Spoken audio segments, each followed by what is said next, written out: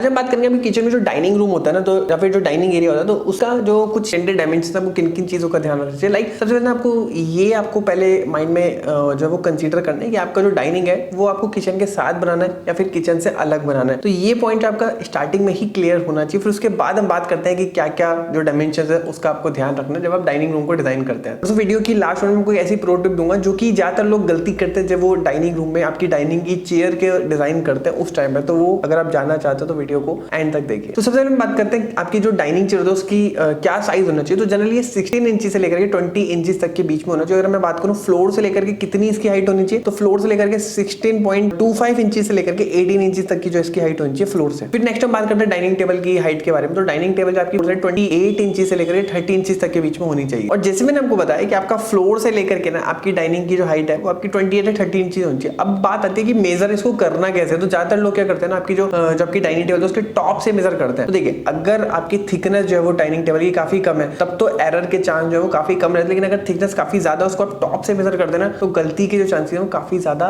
बढ़ जाते हैं। तो ये एक पॉइंट है जिसका कि आपको ध्यान रखना चाहिए। और एक और गोल्डन टिप है जिसके द्वारा आप जो डाइनिंग की जो टेबल है और जो उसकी चेयर है उसकी जो बीच का जो गैप है वो निकाल सकते हैं। तो जनरली सिंपल सा फंडा है कि आपकी जो डाइनिंग टेबल है और आपकी जो डाइनिंग चेयर है उसके दोनों के जो बीच का गैप है वो 12 इंची होना चाहिए। अगर ऐसा होता तो काफी आइडियल सिचुएशन बनती है। अब हम बात करते हैं आपकी जो डाइनिंग टेबल है राउंड शेप की है, तो किस मतलब जो राउंड शेप है उसकी क्या साइज जो है वो कितने पर्सन के लिए सुटेबल रहेगी। अगर हम बात करते हैं सबसे पहले, अगर आपकी जो राउंड टेबल जो अगर 44 से लेकर के 45 इंच तक है तो ये जो है काफी सफिशिएंट है 4 to 5 पर्सन के लिए। और यही अगर आपका जो साइज है वो 47 इंच तक जा रहा है डाया जो है टेबल का, तो वो 6 पीपल तक के लिए काफी सफिशिएंट है। और यही जो है आपका 59 इंच तक अगर डाया जा रहा है, ये जो है आपका 8 पर्सन तक के लिए जो है वो काफी सुटेबल है। फिर हम बात करते हैं अगर एक व्यक्ति के लिए जो प्रॉपर जो स्पेस है वो कितना अलॉट होना चाहिए आपका डाइनिंग टेबल के ऊपर। तो एक पर पर्सन की 24 इंच जो है वो चौड़ाई हो गई। और ऐसे में अगर हम बात करें तो वो 15 इंच हो गया। तो 24 इंच चौड़ाई हो गई। और अगर हम बात करें लेंथ के बारे में तो 15 इंच। तो इतना स्पेस जो है एक पर्सन को नीडेड होता है एक प्लेट रखने के लिए और जो भी कटलरी वगैरह वो सब सामान रखने के लिए। तो इतना स्पेस जो आप लेकर के चलिए पर पर्सन के हिसाब। और फिर हम बात करते हैं रेक्टेंगुलर शेप की। अगर आप टेबल को ले रहे हैं तो आप मिनिमम जो है उसकी जो विड्थ है वो 32 इंचेस जो है वो लेकर के चलिए ही चलिए। फिर नेक्स्ट चीज जो कि आपको ध्यान रखनी है वो आपकी टेबल की लेग्स का, क्योंकि जब व्यक्ति चेयर के ऊपर बैठता है ना तो उसका किस एंगल पे जो है वो जो लेग का जो सपोर्ट है वो उसको टेबल की जो लेग्स उस पे मिल रहा है। तो इसका जो है काफी आपको ध्यान रखना चाहिए। कई बार क्या होता है कि इस चीज का हम ध्यान रखते हैं जब व्यक्ति चेयर के ऊपर बैठता है और वो अपने सपोर्ट के लिए जो पैर है वो आपकी टेबल के लेग्स के ऊपर प्लेस करता है, तो काफी ऑकवर्ड सा जो है वो मूवमेंट बन जाता है। तो उसका किस तरीके से जो है वो एंगल बन रहा है इसका भी आपको जो है ध्यान रखना चाहिए। और अगर आपकी डाइनिंग चेयर के बैक साइड पे कोई भी फर्नीचर का